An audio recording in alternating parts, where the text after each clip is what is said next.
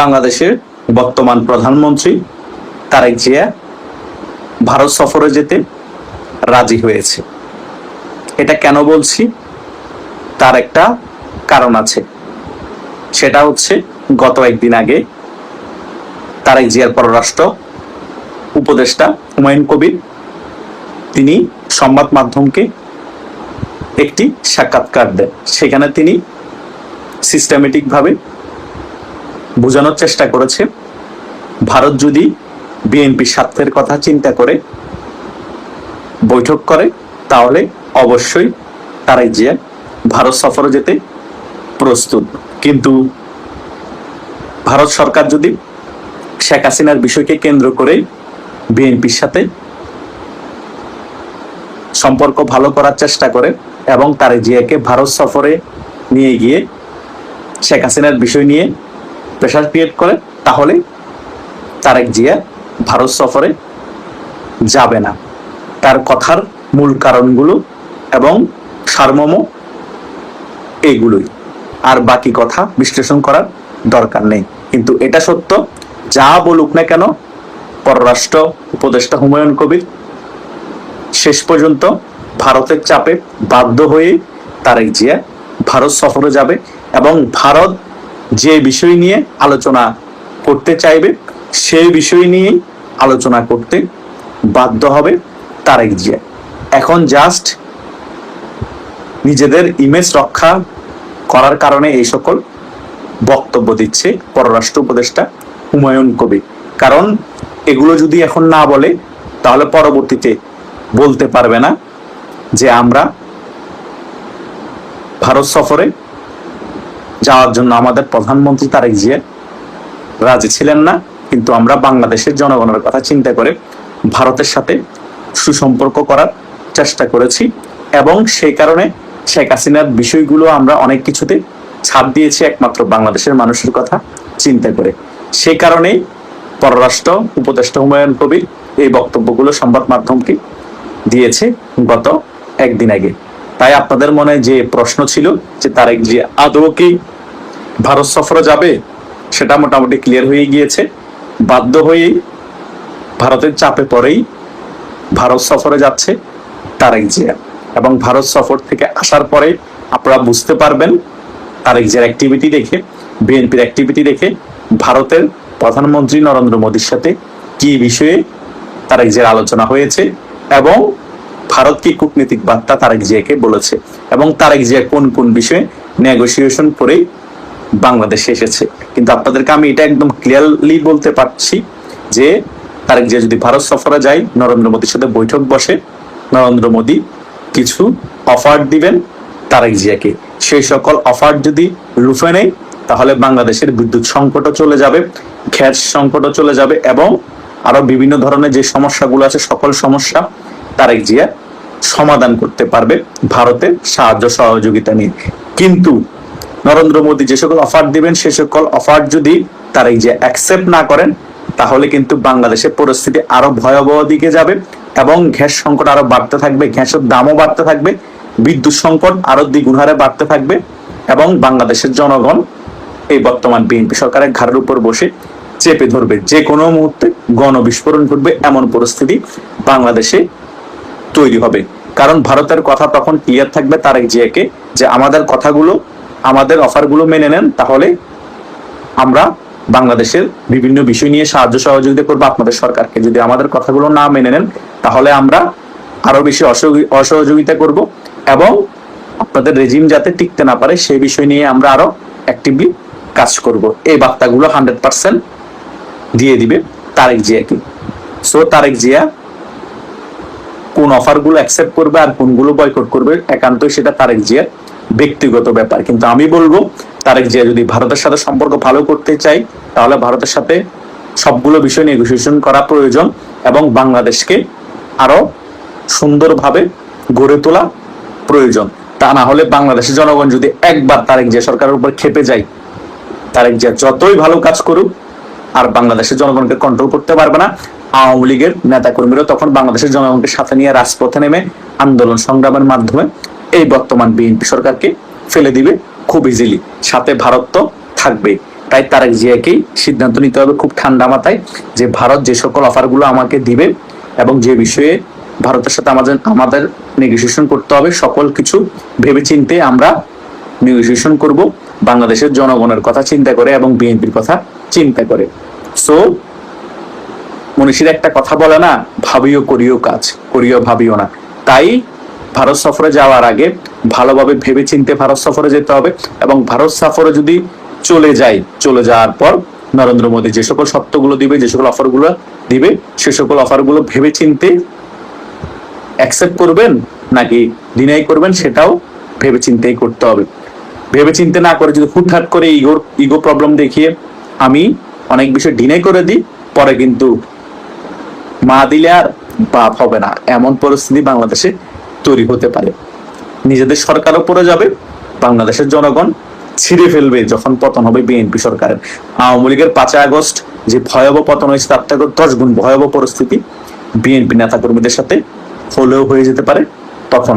তাই এই তারেক জিয়ার ভারত সফরটা অতীব জরুরি এবং ভারত সফরে কি সিদ্ধান্ত হয়েছে সেটা তার থেকেও বেশি জরুরি। সে কারণে আমাদের আরো কিছু মাস অপেক্ষা করতে হবে। প্রথমত অপেক্ষা করতে হবে তারেক জিয়া 100% সত্যি সত্যি কি ভারত সফরে যাচ্ছে, আর ভারত সফরে যদি যাই নরেন্দ্র মোদীর সাথে বৈঠক হওয়ার পরে কি বিষয় সিদ্ধান্ত হয়েছে সে সকল বিষয়গুলো আমরা ভালোভাবে ক্লিয়ারলি বুঝতে পারবো যখন তারেক জিয়া আবার বাংলাদেশে ফিরে আসবে।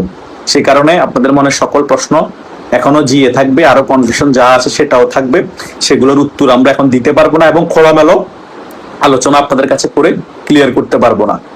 আগে ভারত সফরে যাক, আগে নরেন্দ্র মোদীর সাথে বৈঠক হোক, তারপরে বাংলাদেশে যখন ফিরে আসবে তখন আমরা বিভিন্ন বিষয়ে আপনাদের মনের প্রশ্নগুলোর উত্তর দিতে পারবো এবং আপনাদের যে সকল কনফিউশন আছে সে সকল কনফিউশনও দূর করতে পারবো এবং কি কি বিষয়ে তারেক জিয়ার সাথে নরেন্দ্র মোদী আলোচনা হয়েছে এবং কোন কোন বিষয়ে সিদ্ধান্ত হয়েছে সে সকল বিষয়গুলো একেবারে আপনাদের কাছে খোলাসা করে দিতে পারবো।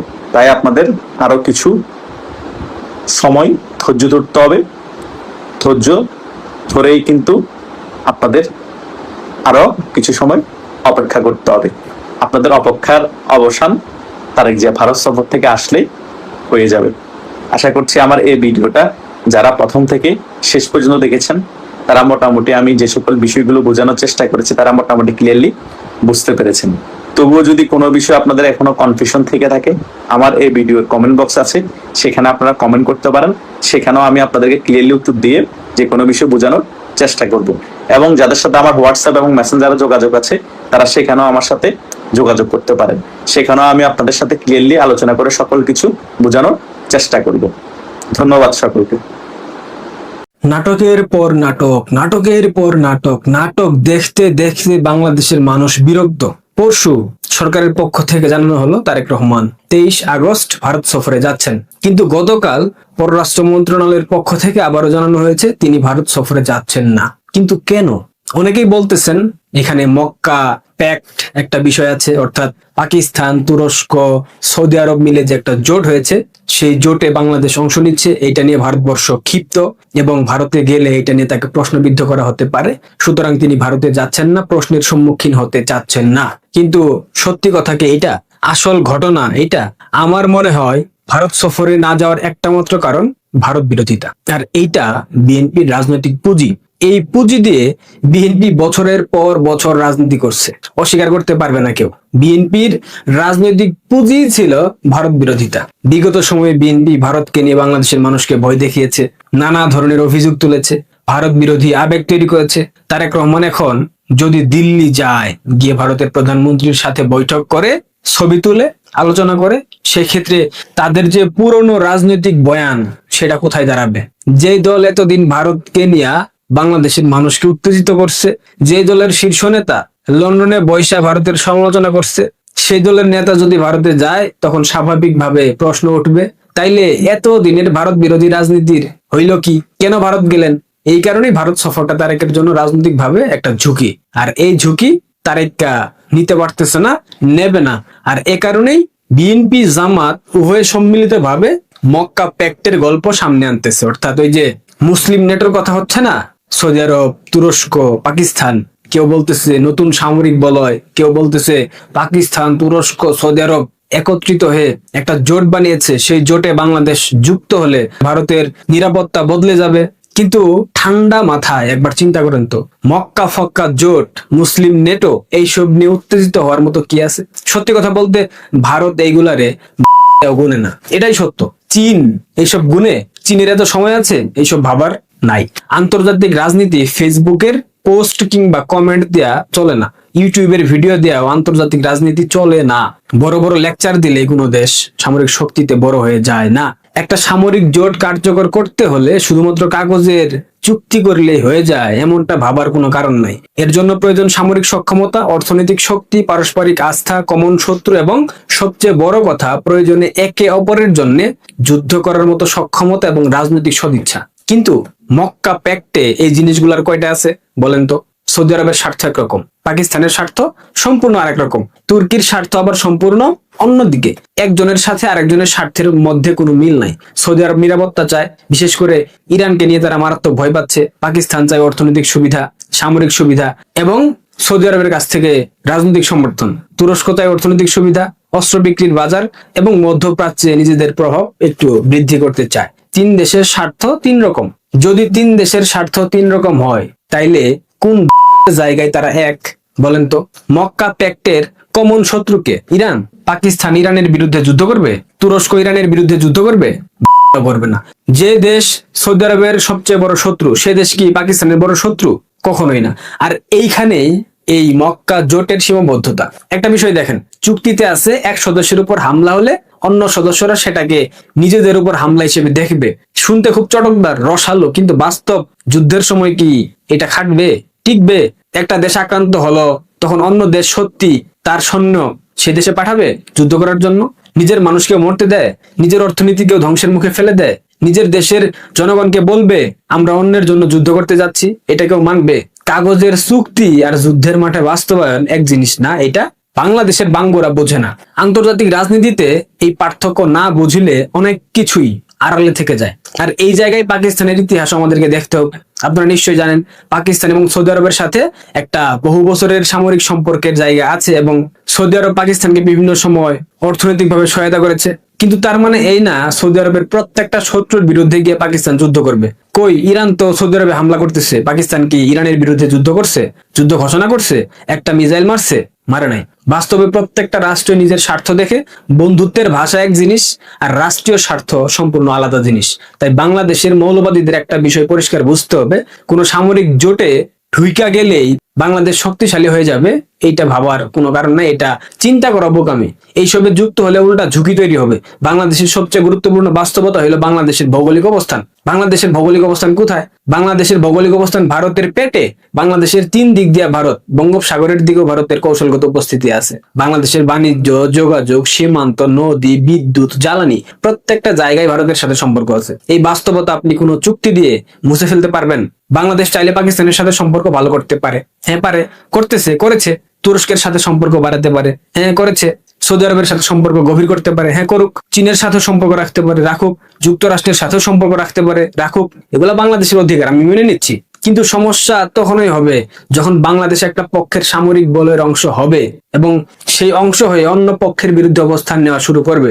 তখন কিন্তু ভাই এটা স্বাভাবিক থাকবে না, কারণ তখন বাংলাদেশের স্বাধীন পররাষ্ট্রনীতি প্রশ্নের মুখে পড়বে, যদিও পড়ে গেছে অলরেডি। অনেকেই বলতেছে মক্কা জোটে বাংলাদেশ যোগ দিতে পারে ভেবে ভারত শঙ্কিত। কারণ গত শুক্রবার এই ইস্যুতে সাংবাদিকদের প্রশ্নের জবাবে ভারতের পররাষ্ট্র মন্ত্রণালয়ের মুখপাত্র রণধীর জয়সওয়াল তিনি বলেছেন, ভারত পরিস্থিতি নিবিড়ভাবে পর্যবেক্ষণ করছে এবং জাতীয় স্বার্থ রক্ষায় তারা প্রতিশ্রুতিবদ্ধ। বাঙ্গুরা এটা দেখে বলতেছে ভারত ভয় পাইছে, ভয় পাইছে। গান্ডুর দল, কূটনীতির ভাষা তোরা বুঝিস? একজন পররাষ্ট্র মন্ত্রণালয়ের মুখপাত্র সাংবাদিকদের প্রশ্নের উত্তরে তিনি যদি বলেন আমরা বিষয়টি পর্যবেক্ষণ করছি এবং জাতীয় স্বার্থ রক্ষায় আমরা প্রতিশ্রুতিবদ্ধ, এর মানে এই না ভারত আতঙ্কে ঘুমাতে পারছে না, ভারত ভয় পেয়েছে। এটা একটা কূটনৈতিক উত্তর। ভারত তাদের অবস্থান জানিয়ে দিয়েছে। অহেতুক উত্তেজনা তৈরি করার মতো কোনো কথা রণধীর জয়সওয়াল বলেন নাই। ভারত যদি সত্যি মনে করত যে এই জোট দক্ষিণ এশিয়ার নিরাপত্তা কাঠামো আমূল বদলে দেবে, তাহলে পরবর্তী পদক্ষেপ আরো গুরুত্বপূর্ণ ভাবে ভারত নেবে। সেই সময় অপেক্ষা করছে। কিন্তু আমরা তো জানি এইসব জোট ফুট কোনো কিছু না, এগুলা স্রেফ ধান্দাবাজি।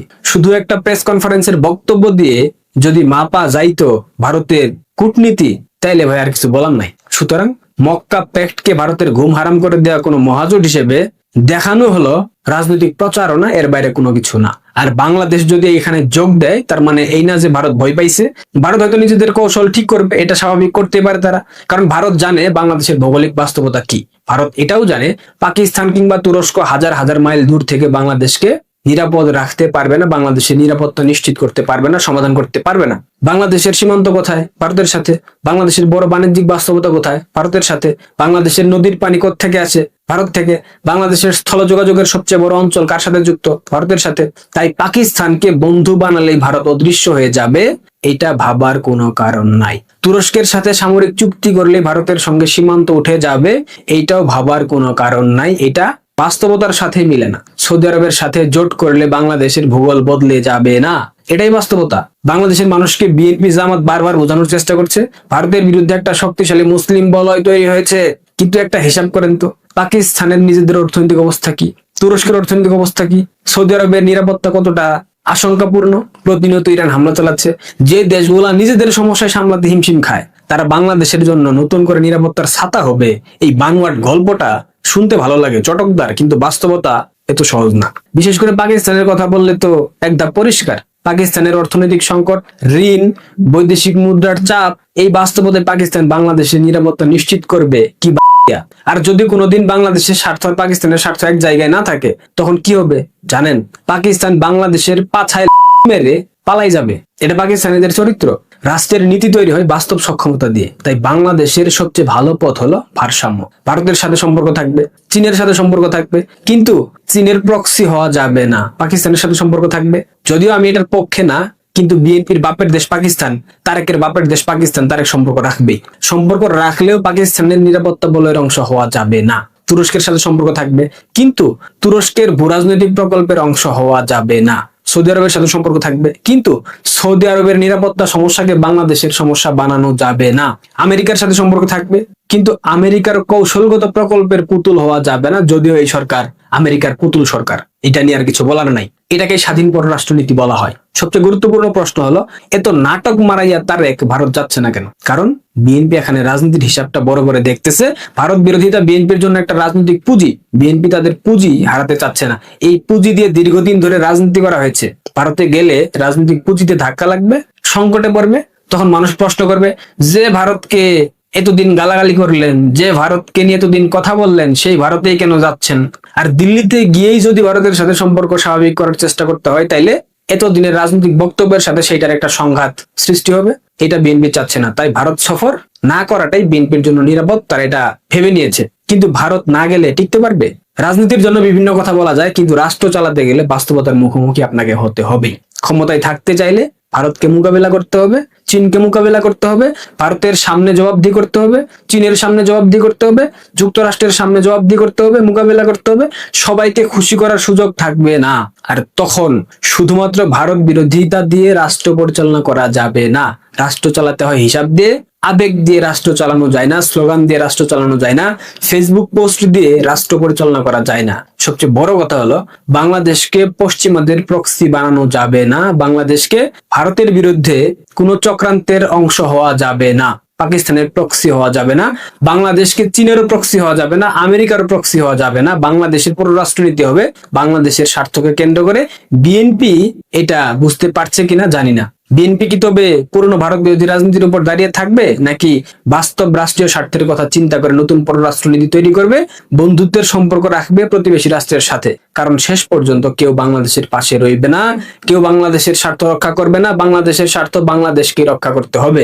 ভারত বিরোধিতা দিয়ে হয়তো মৌলবাদীদের ভোট পাওয়া যায়, কিন্তু ভারত বিরোধিতা দিয়ে বাংলাদেশ নামক রাষ্ট্র পরিচালনা করা যাবে না। 1 মাসের পদক্ষেপ যদি ভারত নেয়, বাংলাদেশ না খেয়ে মরবে। পাকিস্তান পন্থী স্লোগান দিয়ে আবেগ তৈরি করা যায়, কিন্তু পাকিস্তান বাংলাদেশের নিরাপত্তা গ্যারান্টি দেবে না, খাদ্যের নিরাপত্তাও পাকিস্তান দিতে পারবে না। মক্কা প্যাক্টের নাম দিয়ে মুসলিম জজবা তৈরি করা যায়, কিন্তু কাগজের চুক্তি বাংলাদেশের ভূগোল বদলে দিতে পারে না। তারেক্কা ভারত যাবে নাকি খাবে, এই সিদ্ধান্ত তারেক্কারে নিতে হবে, বিএনপি কে নিতে হবে। দেখা যাক তাদের সিদ্ধান্ত পরিবর্তন হয় কিনা, যেহেতু প্রতিদিন নাটক আমরা দেখতে পাচ্ছি। ভালো থাকবেন, পারলে ভিডিওটা শেয়ার